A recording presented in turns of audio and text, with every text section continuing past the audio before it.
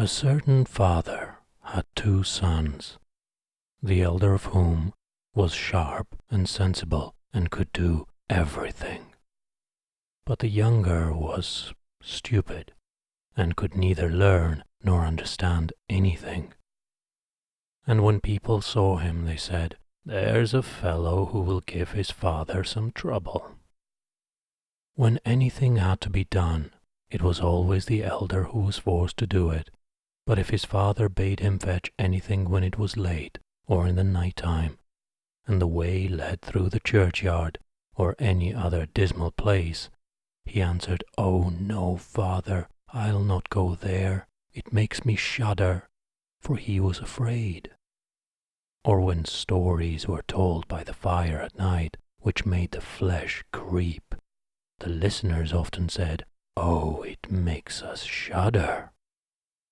The younger sat in a corner and listened with the rest of them, and could not imagine what they could mean. "They are always saying, 'It makes me shudder, it makes me shudder.'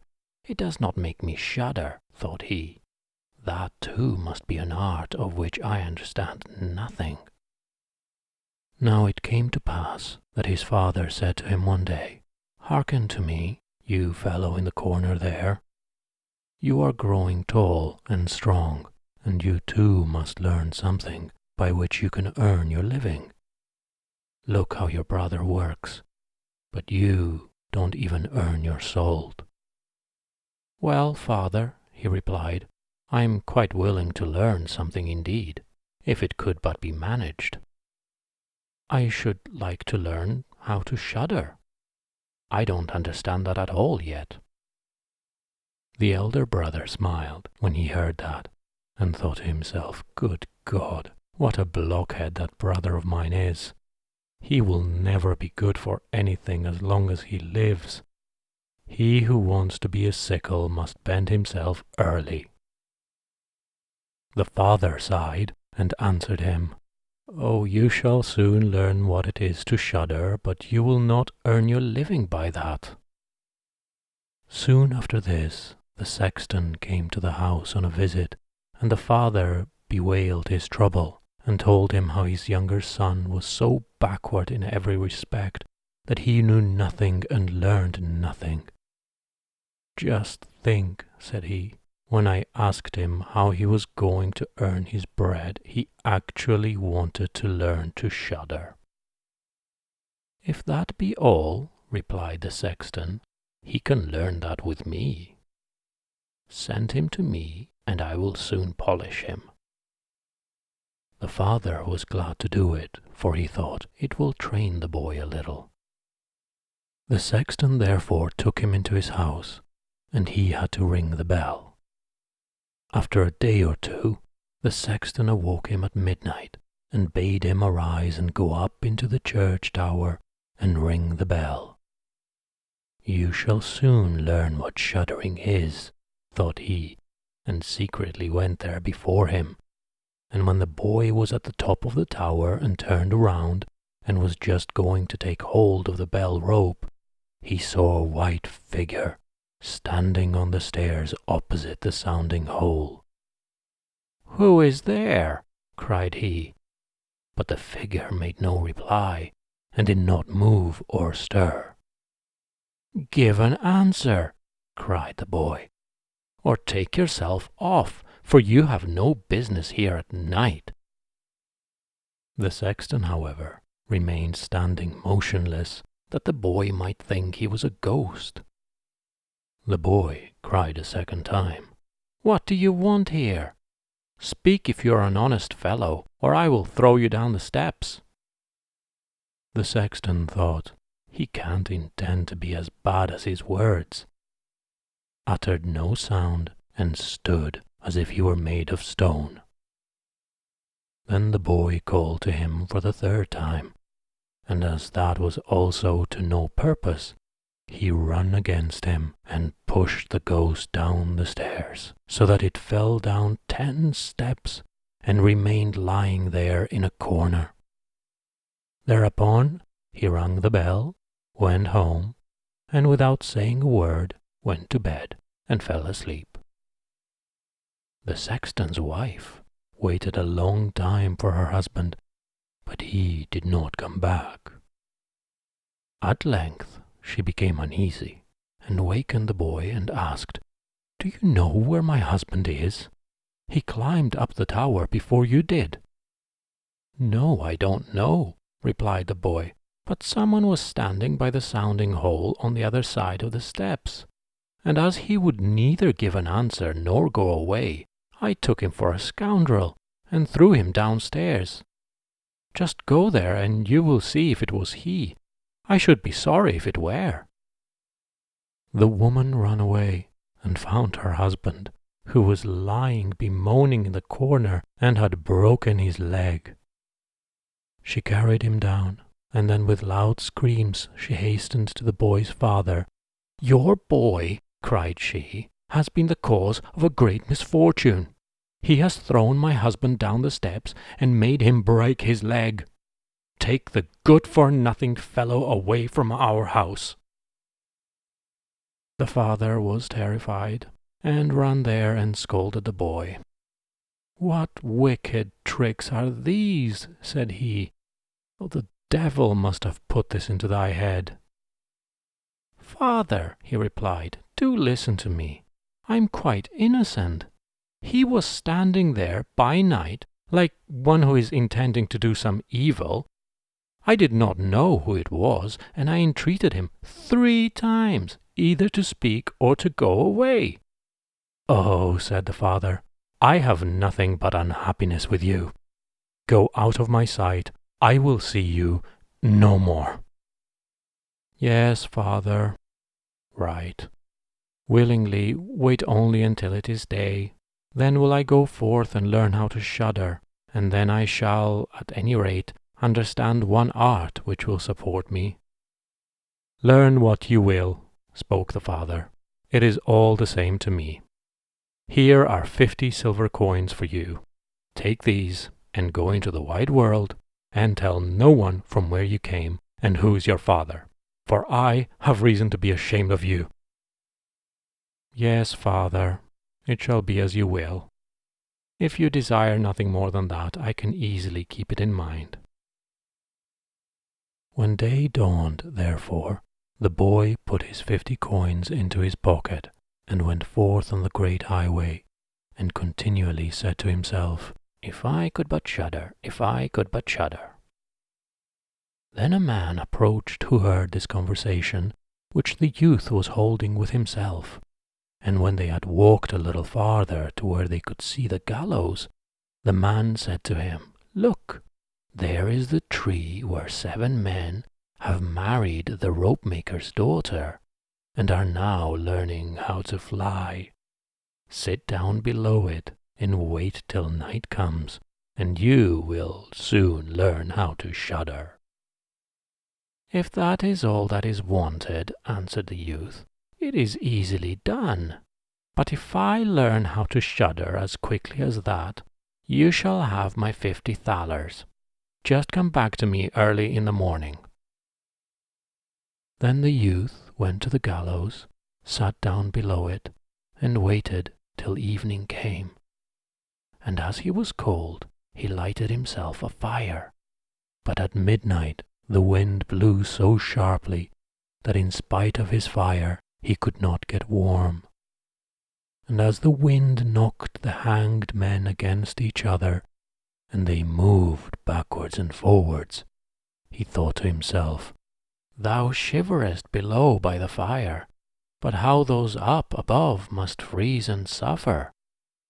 And as he felt pity for them, he raised the ladder and climbed up, unbound one of them after the other, and brought down all 7.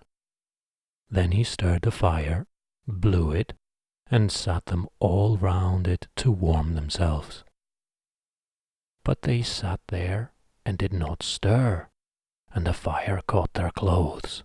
So he said, "Take care, or I will hang you up again." The dead men, however, did not hear, but were quite silent, and let their rags go on burning.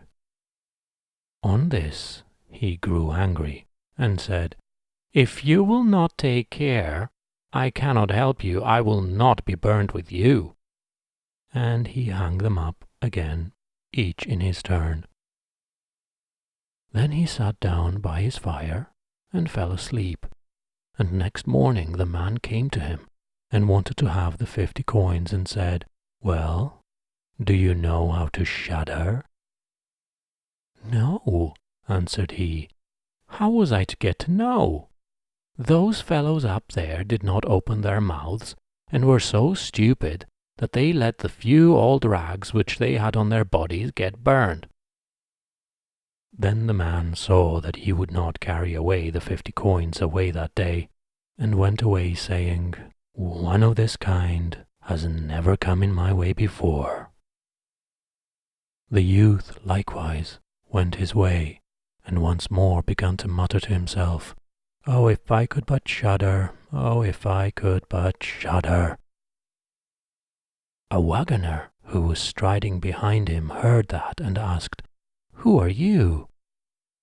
"I don't know," answered the youth. Then the wagoner asked, "From where do you come?" "I know not." "Who is your father?" "That I may not tell you."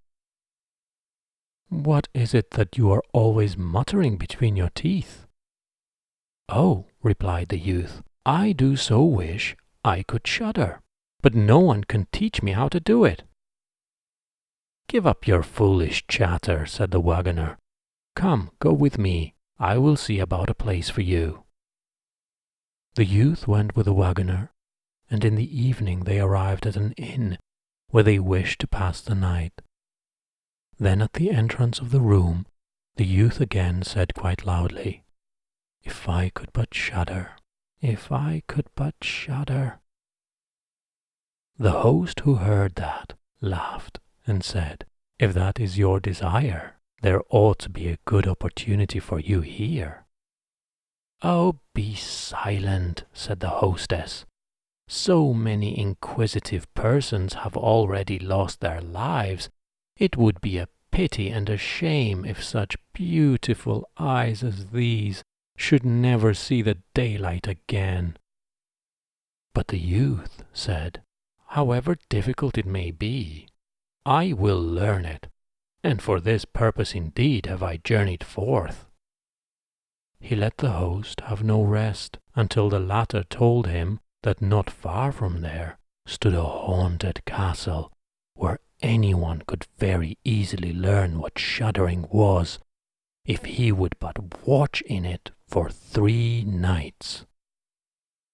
The king had promised that he who would venture should have his daughter as a wife, and she was the most beautiful maiden the sun shone on. Great treasures likewise lay in the castle, which were guarded by evil spirits, and these treasures would then be freed and would make a poor man rich enough. Already many men had gone into the castle, but as yet none had come out again. Then the youth went next morning to the king and said that if he were allowed, he would watch 3 nights in the enchanted castle. The king looked at him, and as the youth pleased him, he said, "You may ask for 3 things to take into the castle with you, but they must be things without life." Then he answered, "Then I ask for a fire, a turning lathe, and a cutting board with the knife." The king had these things carried into the castle for him during the day. When night was drawing near, the youth went up and made himself a bright fire in one of the rooms, placed the cutting board and knife beside it, and seated himself by the turning lathe. "Oh, if I could but shudder," said he, "but I shall not learn it here either." Towards midnight he was about to poke his fire, and as he was blowing it, something cried suddenly from one corner, "Ow, meow! how cold we are." "You simpletons," cried he, "what are you crying about? If you are cold, come and take a seat by the fire and warm yourselves." And when he had said that, 2 great black cats came with one tremendous leap and sat down on each side of him and looked savagely at him with their fiery eyes. After a short time, when they had warmed themselves, they said, "Comrade, shall we have a game at cards?" "Why not?" he replied, "but just show me your paws." Then they stretched out their claws. "Oh," said he, "what long nails you have! Wait, I must first cut them a little for you." Thereupon he seized them by the throats, put them on the cutting board, and screwed their feet fast. "I have looked at your fingers," said he, "and my fancy for card playing has gone." And he struck them dead and threw them out into the water. But when he had made away with these 2, and was about to sit down again by his fire, out from every hole and corner came black cats and black dogs with red-hot chains, and more of them came, until he could no longer stir, and they yelled horribly and got on his fire, pulled it to pieces, and wanted to put it out. He watched them for a while quietly, but at last, when they were going too far, he seized his cutting knife and cried, "Away with ye, vermin!" and began to cut them down. Part of them ran away, the others were killed and threw out into the fish pond. When he came back, he blew up the embers of his fire again and warmed himself. And as he thus sat, his eyes would keep open no longer, and he felt a desire to sleep. Then he looked round and saw a great bed in the corner. "That is the very thing for me," said he, and got into it. When he was just going to shut his eyes, however, the bed began to move of its own accord and went over the whole of the castle. "That's right," said he, "but go faster." Then the bed rolled on as if 6 horses were harnessed to it, up and down, over thresholds and steps, but suddenly, hop, hop, it turned over upside down and lay on him like a mountain. But he threw quilts and pillows up in the air, got out and said, "Now anyone who likes may drive," and lay down by his fire and slept till it was day. In the morning the king came, and when he saw him lying there on the ground, he thought the spirits had killed him and he was dead. Then said he, "After all, it is a pity, he is a handsome man." The youth heard it, got up and said, "It has not come to that yet." Then the king was astonished, but very glad, and asked how he had fared. "Very well indeed," answered he. "One night is over, the 2 others will get over likewise." Then he went to the innkeeper, who opened his eyes very wide and said, "I never expected to see you alive again. Have you learned how to shudder yet?" "No," said he, "it is all in vain. If someone would but tell me."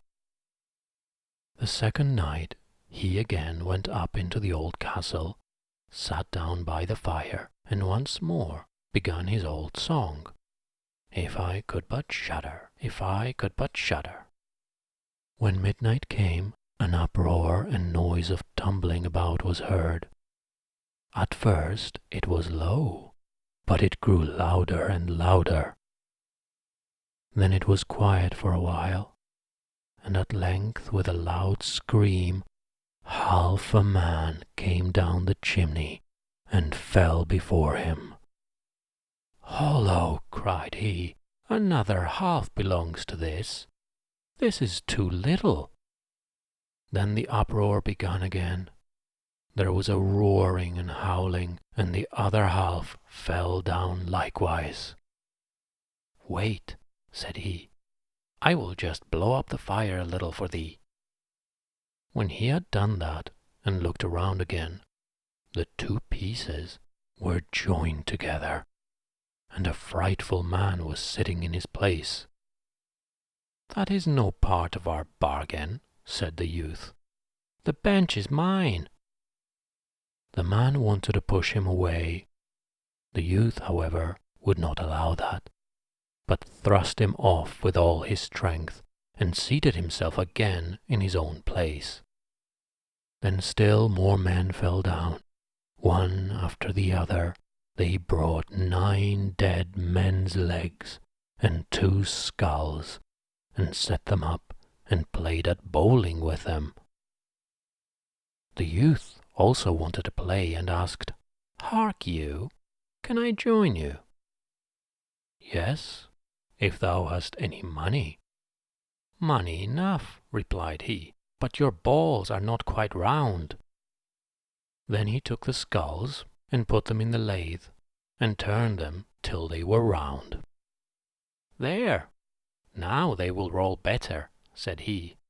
He played with them and lost some of his money, but when it struck 12, everything vanished from his sight. He lay down and quietly fell asleep. Next morning, the king came to inquire after him. "How has it fared with you this time?" asked he. "I have been playing at bowling," he answered, "and have lost a couple of farthings." "Have you not shuddered then?" What?" said he. "I have been merry. If I did but know what it was to shudder." The third night he sat down again on his bench and said quite sadly, "If I could but shudder." When it grew late, 6 tall men came in and brought a coffin. Then said he, "Ha! Ha! That is certainly my little cousin, who only died a few days ago." And he beckoned with his finger and cried, "Come, little cousin, come." They placed the coffin on the ground, but he went to it and took the lid off, and a dead man lay therein. He felt his face, but it was cold as ice. "Stop," said he, "I will warm you a little," and went to the fire and warmed his hand and laid it on the dead man's face, but he remained cold. Then he took him out and sat down by the fire and laid him on his breast and rubbed his arms that the blood might circulate again. As this also did no good, he thought to himself, "When 2 people lie in bed together, they warm each other," and carried him to the bed, covered him over, and lay down by him. After a short time, the dead man became warm too, and began to move. Then said the youth, "See, little cousin, have I not warmed thee?" The dead man, however, got up and cried, "Now will I strangle thee." "What?" said he. "Is that the way you thank me? You shall at once go into your coffin again," and took him up, threw him into it, and shut the lid. Then came the 6 men and carried him away again. "I cannot manage to shudder," said he. "I shall never learn it here as long as I live."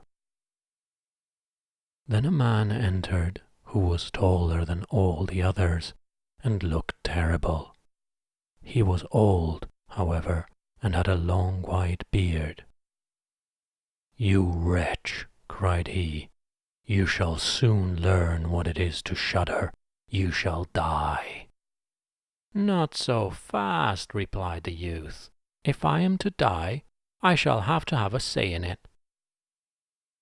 I will soon seize you, said the fiend. Softly, softly, do not talk so big. I am as strong as you are, and perhaps even stronger. We shall see, said the old man. If you are stronger, I will let you go. Come, we will try.